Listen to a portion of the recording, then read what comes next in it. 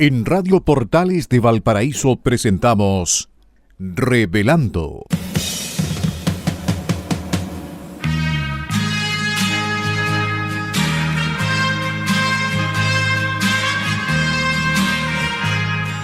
Un programa donde se abordan temas de actualidad, contingencia y la agenda cultural de la zona.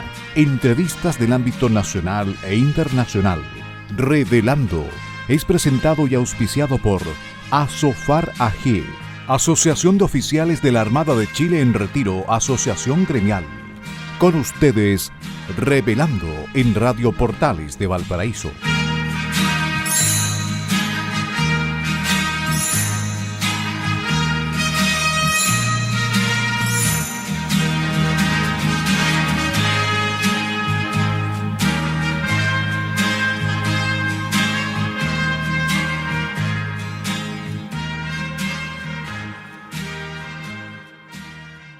Muy buenas tardes, queridos amigos y auditores de Radio Portales de Valparaíso, la primera de Chile y puerto de fondeo de nuestro espacio radial. Hoy, viernes 13 de marzo de 2026, estamos dando inicio a un nuevo programa, de Revelando, que los acompaña de lunes a viernes de 6 a 7 de la tarde. Y hoy, como todos los viernes, junto a ustedes, Francisco Muñoz Pinto y Mario Mateluna Morales, conductores de el Revelando de el día viernes. Agradecemos a la querida Radio Portales de Valparaíso, nuestra casa radial, que nos abre sus señales en el dial de FM 89.5, AM 840 y también a través de su señal online en la página web www.portalesfm.cl. Y por supuesto, agradecemos a nuestro auspiciador, a quien hace posible que Revelando esté en el aire todos los días junto a ustedes. Nos referimos a la Asociación de Oficiales de la Armada en Retiro, ASOFAR. Gracias una vez más a Radio Portales de Valparaíso y un especial agradecimiento a ASOFAR. También, como lo hacemos habitualmente al iniciar cada uno de nuestros programas, saludamos a nuestro gran amigo y colaborador Enzo Alvarado, quien permite que este programa llegue hasta los estudios de Radio Portales de Valparaíso. Nuestro agradecimiento y saludo cariñoso a Enzo. Y no podemos dejar de saludar y de agradecer a nuestros amigos radiocontroladores de Radio Portales de Valparaíso que colocan finalmente este programa en el aire. Nos referimos a don Luis Salinas y a don Gerardo Terán. Francisco, muy buenas tardes. ¿Cómo está usted en este viernes 13 que ya está terminando? Pero yo hice énfasis cuando anuncié que era el programa del viernes 13, porque hay mucha gente que es supersticiosa, no le gusta el día 13. ¿Usted es supersticioso, Francisco? Buenas tardes. Hola Mario, hola Enzo, buenas tardes, hola auditores, Radio Portales, buenas tardes. Oye, yo entiendo que la superstición es el martes 13, pero no el viernes 13, pero en todo caso, cero supersticioso. Ya, Igual, yo no creo en brujas, pero de que hay brujas, las hay, ¿ya? claro. Ahora, hay supersticiones que tienen algún fundamento, por ejemplo, no pasar por debajo de una escala, es porque se te puede caer la escala en la cabeza o se te puede caer el tarro de pintura en la cabeza, ¿ya? Claro, Pero así supersticioso, que el gato negro, que no, ya, qué no tengo bueno. supersticiones. Oiga, no, yo decía porque, claro, el martes, no, es que el martes 13 es como la estrella de las supersticiones, ¿no? Pero hoy día es Claro. 13. Por ser día 13, hay mucha gente que el día 13 no sale ni de la casa, ¿no? Porque, por si acaso. Oye, los norteamericanos, Estados Unidos de Norteamérica, son tremendamente supersticiosos. Y ¿No en Estados sé? Unidos, por ejemplo, hay edificios que no tienen el piso 13, Ah, sí, es pasan cierto, del 12 al 14. tienes razón. Y hay una historia cortita, ¿ah? Unos cabros que estaban haciendo Benji, entonces dijeron 1, 2, 3, 4 para ajustar la grasa, saltar en el Benji desde la azotea del edificio y que llegaba más cerca del piso. Y no contabilizaron que no existía el piso 13 Ah, y el claro. primero que saltó se sacó la mugre, po. Diantre. Bueno, ahí Enzo nos aportaba por interno que martes 13 es el día, la mala suerte para o sea, es la costumbre de los hispanos, digamos, la yeta. Ya. Pero Ah, ya.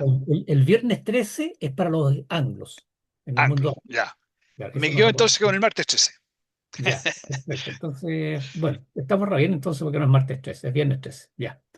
Entonces, como estamos tan bien, vamos entonces con las efemérides nacionales y navales de la presente semana. Vamos. 11 de marzo de 1774. Chile todavía bajo la dependencia del Reino de España. La, la expedición inglesa al mando del célebre navegante James Cook, que realiza un viaje de exploración por el Océano Pacífico, llega a Isla de Pascua, Rapa Nui, en donde luego de desembarcar recorre Angaroa y se interna en la isla, acompañado de importantes naturalistas, entre los que se encuentran el artista William Hodge, quien retrató las colosales estructuras de piedra, los moais, ilustraciones que causaron admiración en Europa. De la visita de Cook se tuvo el primer mapa de Pascua con datos geográficos muy detallados, además de información sobre la etnología y lengua de los isleños. ¿Qué es lo que es la etnología? El estudio de las etnias. Algo así, digamos, un poco más complicado, pero por ahí anda la cosa. 11 de marzo de 1830. Nace en Alemania Francisco Funk. Luego de graduarse de doctor en medicina en la Universidad de Chile en 1854, prestó importantes servicios como investigador de la historia natural, geología y descripción científica de la costa sur chilena. El autor es autor de numerosas obras científicas a quien se le recuerda en un museo de Viña del Mar. El Museo Funk, ahí en Libertad, detrás del Palacio Carrascos, ese me parece, ¿no es cierto? Embarcó en el bergantín Janequeo, que a las órdenes del capitán Francisco Hudson, hacia fines de la década de 1850, exploró el archipiélago de Chonos y la península de Taitao. O sea, ¿cómo se llama? El área general de Chiloé, ahí hasta el Golfo de Pena. 10 de marzo de 1880. El presidente Aníbal, recién terminando, todavía no terminaba la guerra del Pacífico, pero ya estaban regresando los batallones. El presidente Aníbal Pinto saludó al ejército y armada al regreso de la campaña. Recibid mi cordial bienvenida. Después de 2 años de ausencia y de penosísimas campañas, volvéis a vuestro hogar animados del grato sentimiento de haber cumplido dignamente la gloriosa misión que se os encomendó. Gracias al heroísmo que habéis desplegado en los combates, a la entereza con que habéis soportado las fatigas, el hambre y la sed del desierto, a la subordinación y disciplina con que os habéis conducido, la bandera de Chile se ha paseado victoriosa desde Antofagasta hasta Paita. Al colgar vuestras armas y volver a las ocupaciones de la vida civil, podéis decir con legítimo orgullo: hemos merecido bien de la patria y hemos devuelto respetada y cubierta de gloria la bandera que se nos confió. Esas eran las palabras del presidente Aníbal Pinto al recibir a las fuerzas que regresaban. 12 de marzo de 1880. A bordo del paquete del Maule, arriba de Valparaíso. Los restos de Eleuterio Ramírez, quien murió al mando del segundo de línea el 27 de noviembre de 1879 en la quebrada de Tarapacá, actual Regimiento Maipo. Además de los oficiales José Antonio Garretón y Jorge Cuevas, muertos en la misma acción. También venían en el paquete del Maule los restos de Manuel Thompson y Eulogio Goicolea, muertos el 27 de febrero de 1880 en la Rada Arica, víctimas del cañoneo de las defensas peruanas del puerto.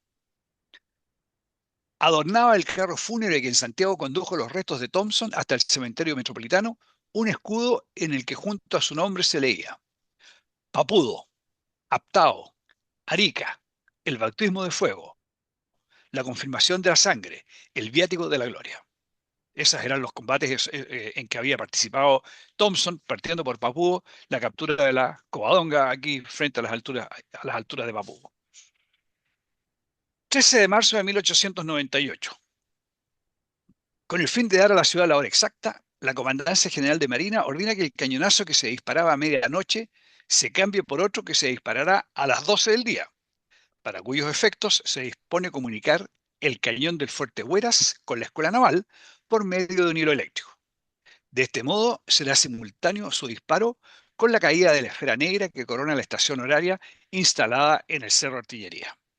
El cañonazo de las 12 horas, disparado desde el mismo Fuerte Hueras, se mantiene hasta nuestros días.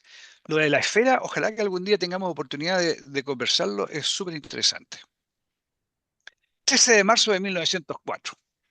Se inaugura el Cristo Redentor de los Andes, monumento de 13,3 metros de altura y que se encuentra ubicado a 3.323 metros sobre el nivel del mar, en la cumbre del Paso Cordillerano que une Chile y Argentina, entre las ciudades de Los Andes y Mendoza, como símbolo de paz entre ambos países, reafirmando el fallo arbitral dictado 2 años antes por el rey Eduardo VII de Inglaterra. Fue obra del artista argentino Mateo de Alonso, y en su construcción se utilizó el acero de antiguos cañones. En la base de hormigón se lee lo siguiente: se desplomarán primero estas montañas antes que argentinos y chilenos rompan la paz jurada en los pies del Cristo Redentor. 13 de marzo de 1942. El mercante chileno Tolten es hundido frente a la costa atlántica de Nueva Jersey, supuestamente por la acción de un submarino alemán. El buque de la Compañía Sudamericana de Vapores era comandado por el capitán Aquiles Ramírez Barcena. De la tripulación de 28 hombres, solo se salvaron el fogonero Julio Fost y el marinero Guillermo Ortega, quienes fueron hospitalizados en Baltimore. Me llamó la atención, Mario, aquí la tripulación tan chica, tan reducida, 28 hombres. Fui a mirar el buque y en realidad el Tolten era un buque, era chico, era un Mm. buque, no era como los buques que vemos ahora. 7 de marzo, Día del Experto en Prevención de Riesgo. 8 de marzo, Día Internacional de la Mujer. 13 de marzo, Día Mundial del Sueño, que por lo que he leído, Mario, parece que los chilenos salimos mal en esta cuestión del sueño, no estamos durmiendo las horas que deberíamos dormir. Eso era lo que teníamos, Mario, para las enfermerías de hoy. La pregunta que yo me hago, Francisco, al escucharlo relatar la última efeméride, 13 de marzo, Día Mundial del Sueño, es ¿qué hacemos aquí nosotros en la radio? Si deberíamos estar durmiendo. Día Mundial del Ah, Sueño. ah, Claro, nos faltaron un par de horas más ¿qué, un qué par de hacemos horas más para después, dormir. pues? ¿Y qué hacen los auditores escuchándonos? Debemos estar todos durmiendo. Día Mundial del Sueño. Oye, y una cosa que me llamó la atención también de las cosas que salieron era que había una relación entre el nivel de ingresos y lo que se dormía. Los que tenían más ingresos dormían menos.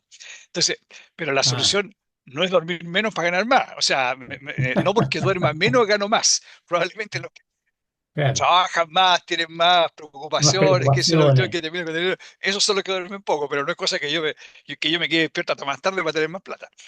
Claro, claro. Bueno, estamos entonces con las efemérides nacionales y navales de la presente semana y vamos de inmediato con el primer tema de la pauta, que como ya es tradicional en nuestro programa son las historias de Valparaíso. Y esta semana vamos a compartir con nuestros queridos auditores una breve historia de el Teatro Imperio, del hermoso Teatro Imperio, cuya fachada todavía podemos admirar ahí en la avenida Pedro Montt. Para este trabajo se tomó como referencia, valga la redundancia, un trabajo, no un trabajo, un estudio en realidad, que realizó el curso de especialización en conservación y restauración arquitectónica de la Facultad de Arquitectura y Urbanismo de la Universidad de Chile, titulado Propuesta de salvataje del Teatro Imperio, último teatro cine palacio de la socialité porteña del siglo XX. Un trabajo muy, muy completo, muy hermoso, y que, claro, se hizo con el fin de aportar para la recuperación, que desgraciadamente ahí está el Teatro Imperio a medio morir saltando, como decía Alvarito Salas. Ya, el Teatro Imperio, inaugurado el 16 de septiembre de 1922, en el mismo lugar donde en 1908 se inauguró el Teatro Apolo, se emplaza en la avenida Pedro Montt, entre las calles Las Heras y Rodríguez, eje articulador del comercio del Plan de Valparaíso en el barrio El Almendral. Originalmente, la arquitectura de este barrio fue pensada para albergar a familias de inmigrantes franceses, italianos y españoles, razón por la cual se explica en parte la diversidad de estilos arquitectónicos presentes. Posterior al terremoto de 1906, estamos hablando de 1922, ¿no es cierto?, cuando se inauguró el teatro, se generó un auge en las actividades de entretención, ya que con la magnitud de la tragedia, los espacios de espectáculos otorgaban momento de encuentro social y distensión al porteño. De esta forma, estos espacios comenzaron a ganar terreno, siendo una atractiva oportunidad comercial para empresas chilenas como también extranjeras, que vieron en Valparaíso el trampolín del éxito en América. Estamos hablando de la época de oro de Valparaíso, ¿no es cierto? Su construcción responde a una tipología de teatro a la italiana posterior al siglo XIX, el cual se define como el escenario se sitúa frente a los espectadores en un plano elevado. Consta de un escenario propiamente dicho, presentado y diferenciando, espacios con los espectadores por medio del arco de proscenio. Lo cierra el telón de boca. A ambos lados de un escenario a la italiana, la escena, es prolongada por unos espacios llamados hombros, que permanecen ocultos a la vista de los espectadores gracias a las bambalinas. Por ahí los actores entran en escena, al igual que la escenografía ornamental de las presentaciones. El espacio destinado a los espectadores va variando su forma en función del uso, ubicación y escala. Este es el concepto general. O sea, como dice, un teatro a la italiana, Oye, y de ahí viene el concepto este tras bambalinas. las Detrás de bambalinas. las bambalinas, ahí que no se veía, no los veía el público, podían conversar y ponerse de acuerdo, que sea. Claro, y estos hombros son las partes laterales, las partes de los costados del escenario, digamos, ¿no? Estos hombros que habla Mm. la crónica. Y vemos aquí con Francisco dos fotos preciosas, ¿no es cierto?, del año 1922, cuando fue inaugurado el teatro. Una foto del frontis del teatro, como era en ese minuto, y una foto del interior, el teatro abarrotado, ¿cierto? Lleno de gente, Francisco se veía. Ya. En Chile, el teatro siempre estuvo relacionado con las representaciones de carácter escénico, es decir, óperas, conciertos, ballet y obras teatrales, los cuales se vieron en la obligación de compartir espacio debido a la llegada de los avances tecnológicos a comienzos del siglo XX, con las exhibiciones cinematográficas, provocando cambios en el uso y forma espacial arquitectónica, pero siempre conservando el nombre original de teatro. Bueno, lo comentamos con Francisco, cuando nosotros éramos chicos nunca se hablaba del cine, del teatro, hablábamos del teatro, vamos al Íbamos al teatro, teatro, claro, íbamos al teatro a ver una película, ¿no es cierto? Claro, claro, claro, que el teatro lo hayan adaptado para poder ver la película, claro. efectivamente, lo comentamos en alguna oportunidad. El Teatro Imperio se presenta como último y único vestigio en pie de la época de oro de la construcción de teatros de comienzo del siglo XX, en donde el auge comercial a nivel nacional, otorgado por el Salitre, permitió la construcción de estos ejemplares en el barrio El Almendral de Valparaíso, debido al contexto cosmopolita que tenía el sector de la ciudad puerto más importante en su tiempo de la costa pacífico de América. Su opulenta arquitectura se suma, perdón, a su opulenta arquitectura se suma la monumentalidad del edificio y además es un representante de las primeras construcciones de hormigón armado en Chile, lo que conlleva que su estructuración y métodos constructivos son exponentes de las metodologías utilizadas en los albores del uso de este material en el país. El Teatro Imperio fue diseñado y construido por el arquitecto Ernesto Urquieta, profesional chileno, quien fue contratado por la Chilean Cinema Corporation para hacer aparecer el imperio del teatro cine en Valparaíso.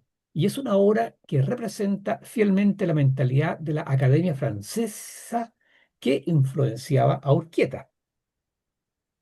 El edificio es de estilo neobarroco, estilo desarrollado principalmente a finales del siglo XIX y comienzos del XX, utilizado para el diseño de nuevos y grandiosos edificios oficiales, como palacios, edificios de gobierno y tribunales, pero especialmente para los teatros, ya que el barroco había contribuido a un florecimiento de las artes escenográficas.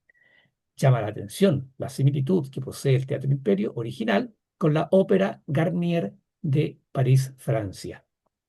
El teatro siguió funcionando como cine hasta marzo de 1948, cuando suspende su actividad. De acuerdo con la publicidad de la prensa de la época, la relevancia del teatro había bajado presumiblemente debido a que se construyeron nuevas salas más modernas que implicaban la necesidad imperiosa de remodelarlo. Esta remodelación se inaugura el 14 de septiembre de 1949, 27 años después de su primera inauguración. El Teatro Imperio volvía a ser el principal recinto cinematográfico gracias a varios factores, entre los que destacan la intervención total interior del arquitecto Arnaldo Barinson, ¿no es cierto?, gestor de esta remodelación, el que analizando la obsolescencia funcional del teatro configura los balcones, genera un nuevo acceso por calle Rodríguez y alinea los asientos con la pantalla, coincidiendo con lo que vemos actualmente en las salas de cine y alejándose de las formas del teatro clásico. El Teatro Imperio entretuvo a generaciones con el séptimo arte durante gran parte del siglo XX. Sin embargo, los problemas asociados a la competencia que trajo la llegada de la televisión y el abandono del barrio almendral de sus moradores originales terminó por hacer que se bajara el telón a fines de mayo de 1997 en forma definitiva. A partir de 2002, su dueño, don Manuel Uriarte, arrendó las instalaciones para el funcionamiento de una feria de artesanía porteña. Esto hasta el 17 de septiembre de 2012, cuando un incendio arrasó con gran parte de las instalaciones e infraestructura del teatro, incluyendo los 85 locales comerciales. Actualmente continúa siendo utilizado por una feria que funciona en su interior, manteniéndose la estructura general y la fachada del edificio aún en buenas condiciones. Pero internamente el teatro o la estructura del teatro, vemos acá con Francisco, bueno, vemos una foto primero de antes del incendio de 2012, ¿no es cierto?, cómo estaba la feria, y se alcanzan a ver, ¿no es cierto, Francisco, ahí eh, eh, la parte de los balcones, se ven unos arcos preciosos, un poco más abajo en una segunda foto se ve parte del escenario con los locales comerciales, pero se ven inclusive las cortinas, ¿no es cierto?, que seguramente mantenían cortinas para dar el aspecto de teatro. Y después vemos una foto, ¿no es cierto?, con locales bastante menos estilizados, y se alcanzan a ver ahí parte de la estructura incendiada. Una lástima, Francisco, una lástima que se pierdan un tesoro de la arquitectura del neobarroco de comienzo del siglo XX. ¿Eh? Oye, Mario, en Chile, bueno, en el mundo, cada ciudad, cada pueblo tenía un teatro. Y digamos, a lo menos uno. Yo cuando chico, yo vivía en el campo y vivíamos cerca de un pueblo que era una estación de ferrocarril y un poco más nomás, no era mucho más que eso. Lambert, se llamaba el lugar, cerca de La Serena. Y Lambert tenía un teatro. Y yo, pero oye, era un pueblo, era un pueblo realmente, realmente chico. Y nosotros íbamos al teatro. Obviamente que nunca llegó un elenco, llegaba un mago ahí, íbamos a ver Claro, al mago, alguien que claro. cantaba, a lo sumo un dúo, qué sé yo. Pero me llamó la atención cómo el teatro estaba, o digamos, el recinto donde la gente iba a ver espectáculos para entretenerse, estaba en todas partes. Y parte de la entretención era ir al lugar. Hoy día prendí la tele, buscáis en Netflix o en no sé qué, en no sé qué Claro, programa y listo. claro. Y si queréis comer palomitas, las preparáis en la casa. Ha cambiado radicalmente el concepto primero del teatro y después la televisión, como dijiste tú, pasó a llevar el cine. Absolutamente. Estoy mirando acá o admirando, Francisco, a la foto inicial del Teatro Imperio como está actualmente. Ahí se ven los autos circulando en la calle Pedro Montt. Y por supuesto, qué triste, ¿ah? Bueno, hay una marquesina con anuncios de locales comerciales, a los costados ropas de tiendas, ¿no sé, que hacen propaganda. Pero sobre esto se aprecia la majestuosidad del edificio. Qué cosa más linda, qué lástima no poder mantener esta joya arquitectónica. Bueno, Oye, y los edificios, la arquitectura parece que dictaba que tenían que ser majestuosos.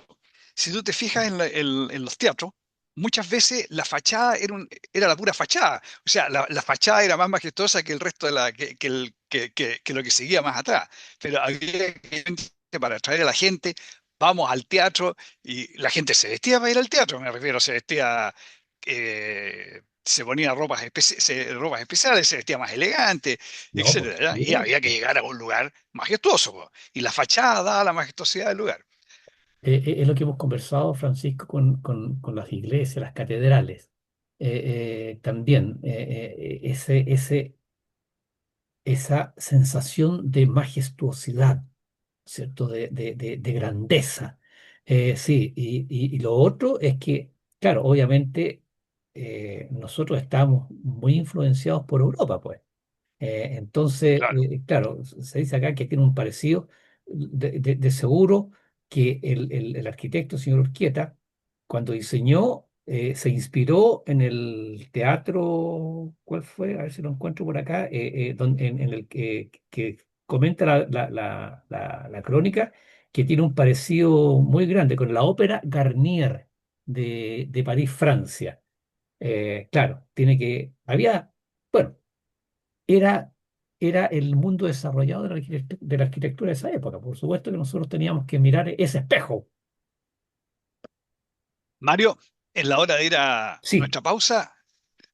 así es. Auditores, nos vemos después de una pausa, ¿cómo se llama? Musical. Nos vemos en un momento. Así es. Muy bien, queridos amigos, estamos de regreso para iniciar el segundo bloque de su programa Revelando.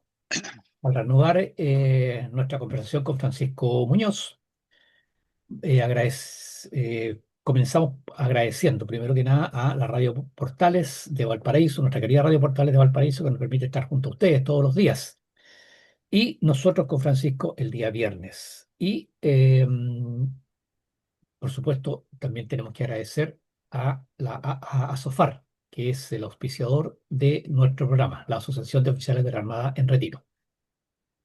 Ya, vamos entonces con el segundo tema de la pauta, que hemos titulado El Partido de la Gente, y que va a desarrollar el Francisco. Mario, el problema es, ¿qué es el Partido de la Gente? ¿En qué lugar de la política nacional ellos se encuentran? Ellos tienen un eslogan: ni fachos ni comunachos. Y este eslogan solo enreda las cosas.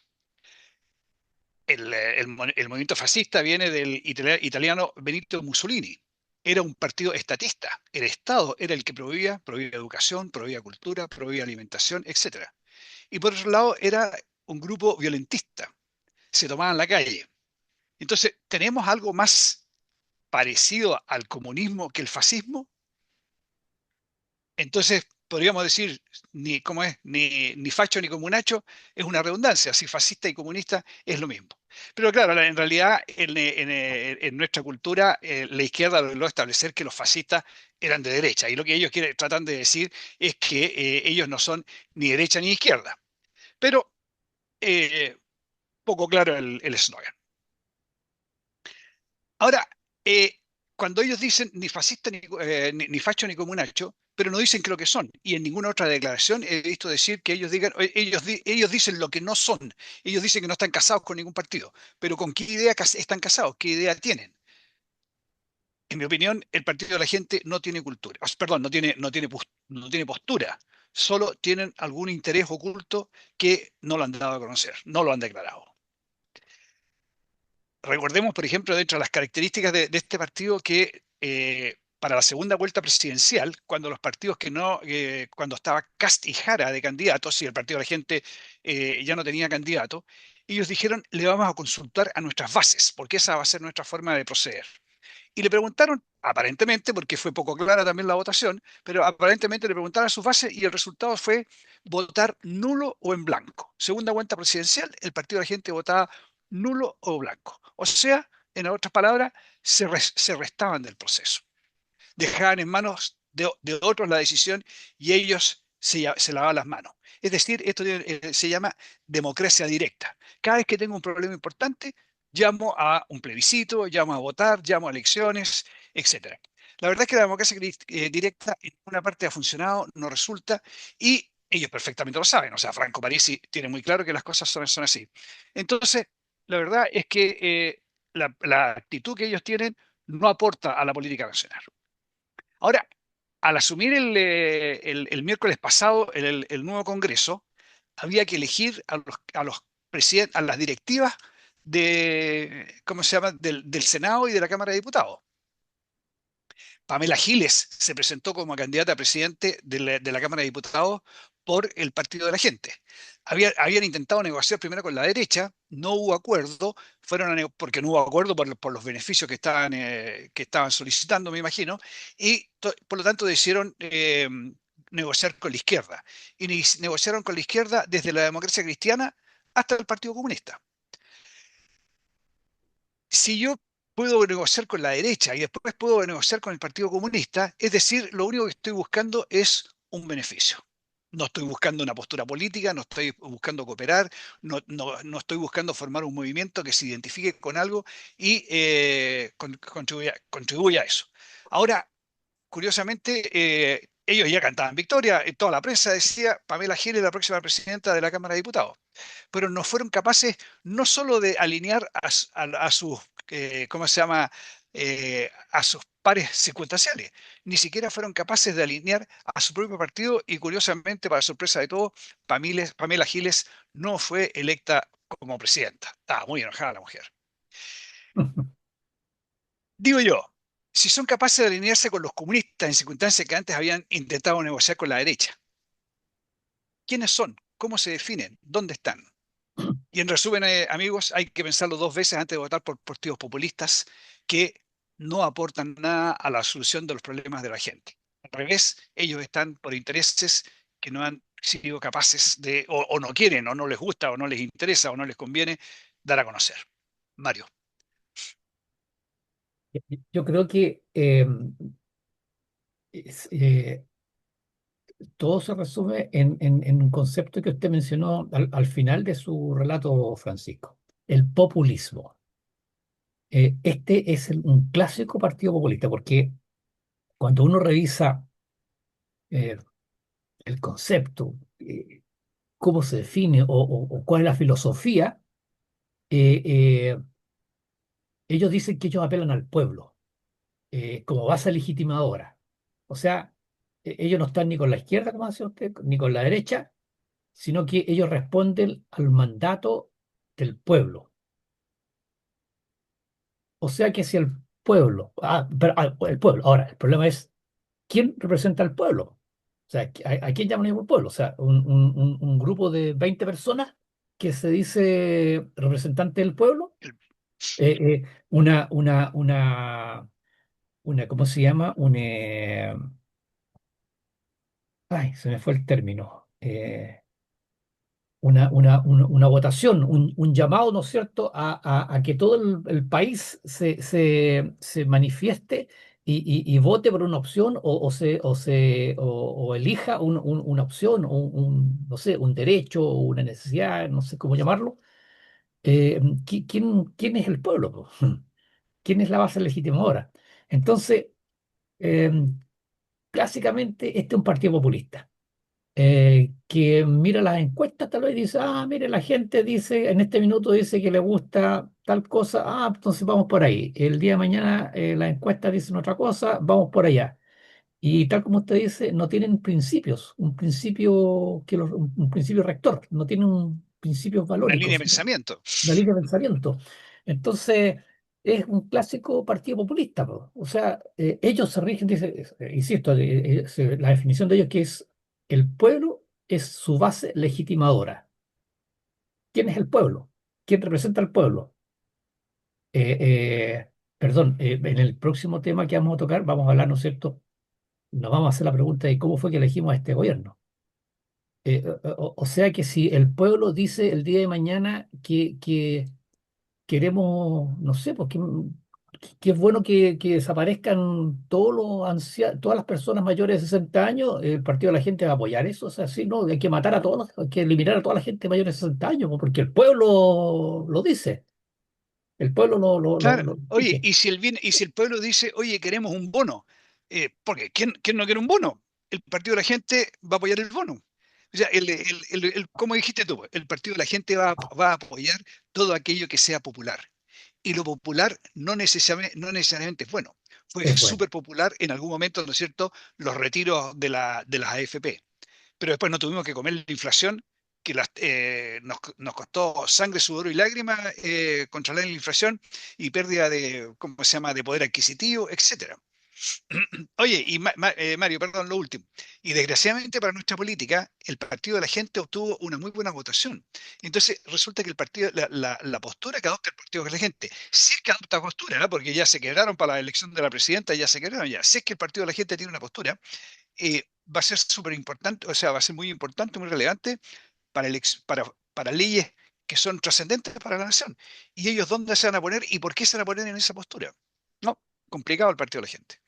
No, es muy complicado, muy complicado. Sí, no, no, no, yo a mí, sinceramente, no me gustan esas medias tintas.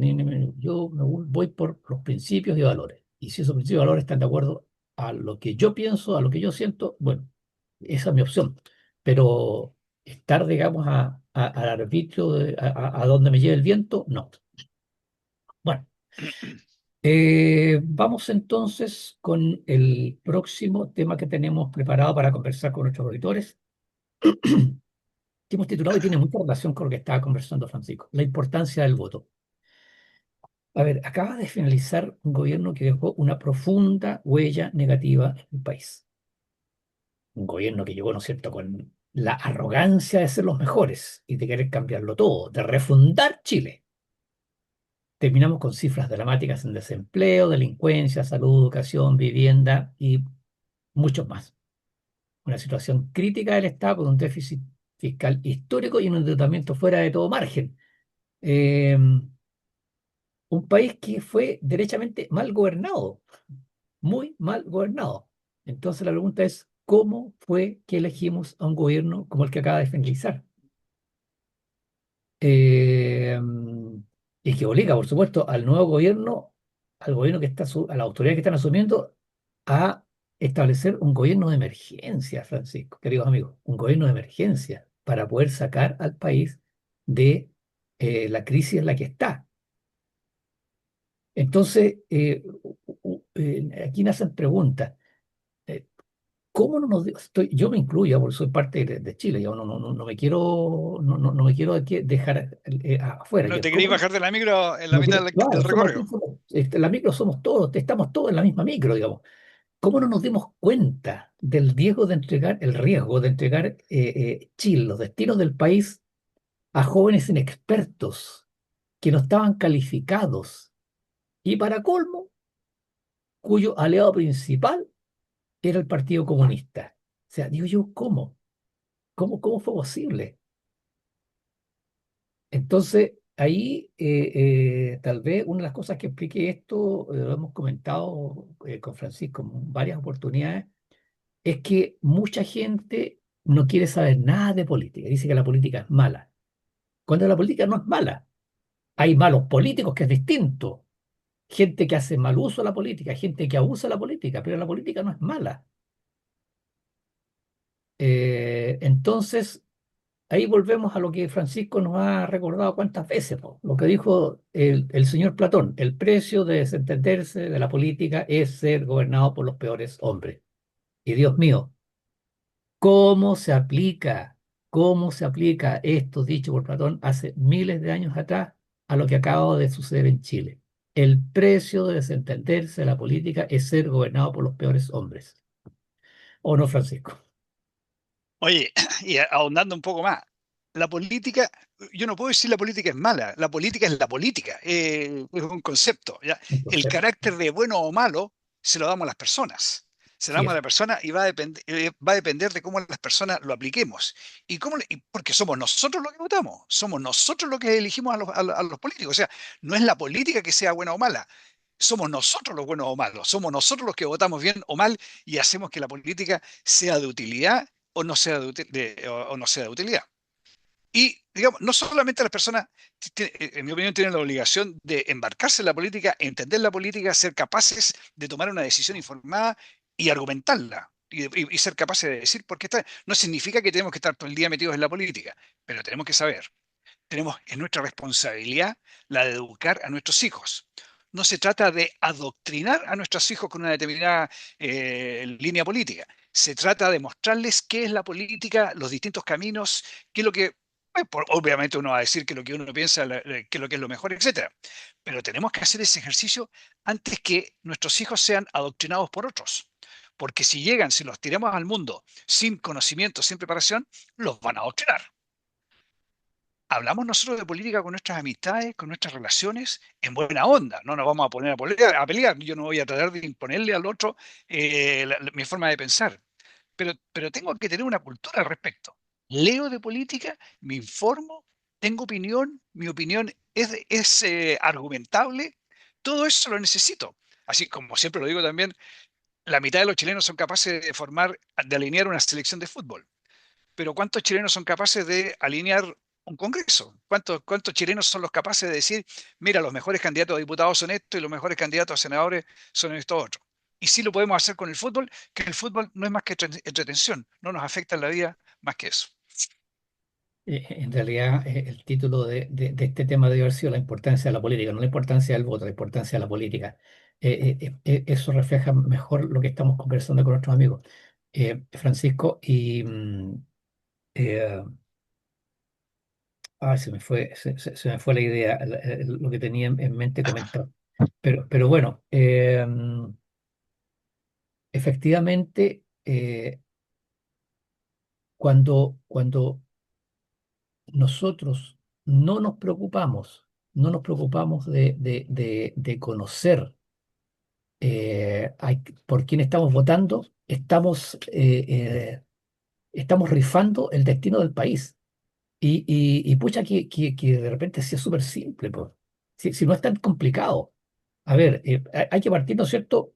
Primero que nada, por cuál es mi opción política. ¿Cuál es mi opción política? ¿La que restringe la libertad o la que me da libertad para hacer lo que yo quiero? La que quiere regir mi destino, de cuántas casas debo tener, cuántas propiedades, o sea, qué cosas debo tener, qué me corresponde o qué no me corresponde, o esa opción política, ¿no es cierto?, que me da la libertad de yo tener lo que mi esfuerzo me permita. Eh, si yo soy católico, esa opción política está de acuerdo a los principios y, a los valores de la religión que yo profeso.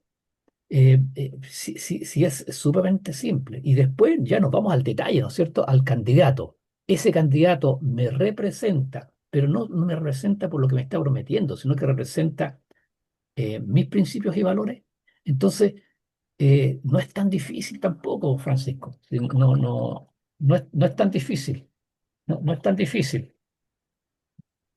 Sí. Pero nos quedamos con que desgraciadamente somos cómodos, nos quedamos con que lo que el vecino nos dijo o que a lo mejor el hijo nos dijo y finalmente nos dejamos llevar por los gustos de terceras personas. Oye, ¿cuántas personas votan, cuántos hombres votan por una mujer porque es buena moza? ¿O mujeres que votan por un hombre porque es buen mozo, porque habla bien, pero no se dan ni un minuto de pensar a ver quién es realmente esa persona? Para mí un ejemplo emblemático, no es de aquí de la región, pero y ahora está en la prensa por otros motivos.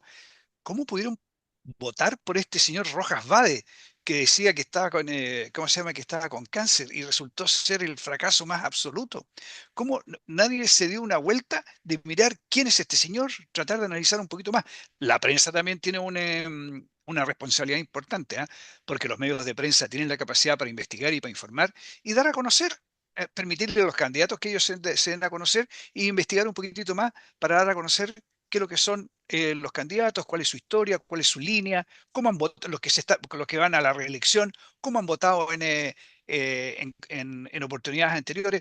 Todo eso tengo que tener algunas ideas. No es que yo tenga que ser esclavo de la política, que tenga que estar todo el día metido en el No, tema, no, no, no, pero no. tengo que tener una cultura al respecto. Tengo que No, saber. por cierto, si no es tan, si insisto, si no es tan complicado, si es un poco, es aplicar un poquito de responsabilidad, nada más.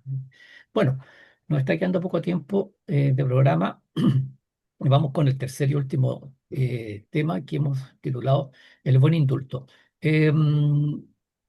A horas de iniciarse la gestión del nuevo presidente de la República, fue entrevistado en televisión. Eh, esto referido a los indultos presidenciales.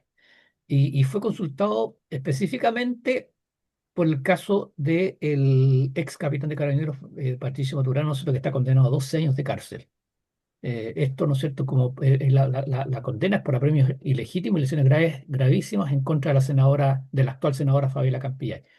Esto ocurrió, ¿no es cierto?, en el contexto del estallido delincuencial. El presidente afirmó lo siguiente, comillas: tenemos que analizar todas las situaciones. Yo lo que sí he dicho es que Chile vivió una crisis de violencia extrema. Vamos a revisar acuciosamente porque la facultad de indulto hoy día existe. Y en otro momento agregó: Yo también he señalado que la facultad de indulto quizás no corresponde que la vea una sola persona y que sea una comisión, pero en algunos casos de esa violencia extrema sí voy a utilizar la facultad de indulto para las personas que defendieron la patria. Y lo último que voy a hacer referencia, ¿no es cierto?, fue algo que dijo en T13. Chile vivió un momento de violencia extrema que terminó con algunas personas indemnizadas por daños físicos y otras personas presas porque cumplieron con su deber, mandatado por el Estado.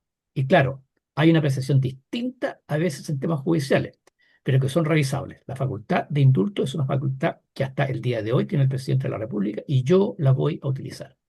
Entonces, la pregunta que uno se hace es, considerando que en Chile en el pasado se han indultado terroristas y que el anterior presidente indultó a manifestantes detenidos y condenados por hechos de violencia durante el estallido delincuencial, algunos de los cuales tenían condenas por delitos comunes. La pregunta es, ¿por qué no se podría indultar a servidores de Chile, a servidores de la patria, que ayudaron, ¿no es cierto?, a que no se concretara la revolución que se quería realizar derechamente el 2019 y que nos defendieron de estas hordas, ¿no es cierto?, que querían destruirlo todo? ¿Por qué no podría ser, Francisco? Mario, mira, hubo un grupo de personas que quiso interrumpir nuestra democracia, quisieron quemar el país y con bastante éxito. A esas personas la justicia las trató posteriormente con manga ancha. Fueron homenajeados en el Congreso. Recordemos cuando el senador Navarro armó ahí en la sede del Congreso en Santiago, armó un homenaje Un para la homenaje primera línea. a la primera Un línea, homenaje. claro. Recibieron indultos y muchos de ellos reciben pensiones pagadas por nosotros. Nosotros mismos le pagamos esas pensiones. ¿Qué hizo el gobierno al respecto como reacción? Hizo, ¿cómo se llama? Hizo uso de carabineros y las Fuerzas Armadas. Esos carabineros y esas Fuerzas Armadas que participaron, que trataron de evitar lo que estaba pasando, no quemaron nada, no destruyeron nada, defendieron nuestra democracia, pero para ella la justicia los sancionó con el máximo rigor de la ley. El Congreso no les hizo ningún homenaje y algunos de ellos, como el capitán que estábamos conversando, están en la cárcel. ¿Cuál es el cuestionamiento para que indulten a estas personas? Y Francisco, y no solamente todo el peso de la ley, sino que todo el aparato del Estado, Instituto Nacional de Derechos Humanos, Ministerio del Interior, y se puso Ministerio de Justicia, todo a disposición de acusar y condenar a esta gente que se sacó la mugre en la calle y gracias a la cual, en el caso de Carabineros de Chile, gracias a quienes tenemos todavía país. Bueno, Oye, dejamos. el caso cortito, porque nos queda un minutito, para mí es emblemático, por ejemplo, el caso del carabinero Zamora, que lo acusaban de haber empujado a alguien para que se cayera al río en el puente Pío Nono. Yo vi todos los videos que andaban circulando, los vi en cámara lenta, en cámara rápida, todo lo que puede ser, y no encontré absolutamente nada, que bueno, después la justicia así lo encontró también, que le diera la razón a la fiscal Chong para acusar al carabinero y decir que ese carabinero era él el que había empujado a esta persona. O sea, había una animosidad, una animadversión en contra de las personas que lo estaban pasando mal, las personas que nos estaban tratando, nos estaban ayudando, increíble. Así es. En buena hora que el presidente utilice la facultad de indulto. Ya, Francisco, tenemos que despedirnos de nuestros auditores. Señores auditores, muchas gracias por habernos acompañado hoy día. Nos vemos el próximo viernes. Queridos amigos, como siempre, les decimos al finalizar nuestro programa, les agradecemos de corazón su sintonía. Les deseamos que tengan un muy buen fin de semana y nos encontramos el próximo viernes, si Dios quiere. Continúen en la sintonía de Radio Portales de Valparaíso y que tengan una muy buena tarde-noche. En Radio Portales de Valparaíso hemos presentado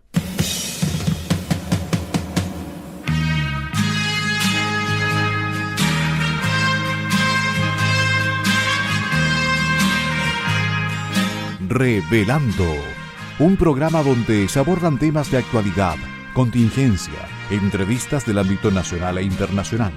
Revelando es presentado y auspiciado por Asofar AG, Asociación de Oficiales de la Armada de Chile en Retiro, Asociación Gremial.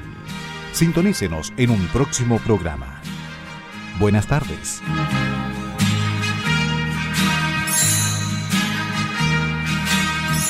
Las opiniones vertidas en este programa son de exclusiva responsabilidad de quienes las emiten y no representan necesariamente el pensamiento de Radio Portales de Valparaíso.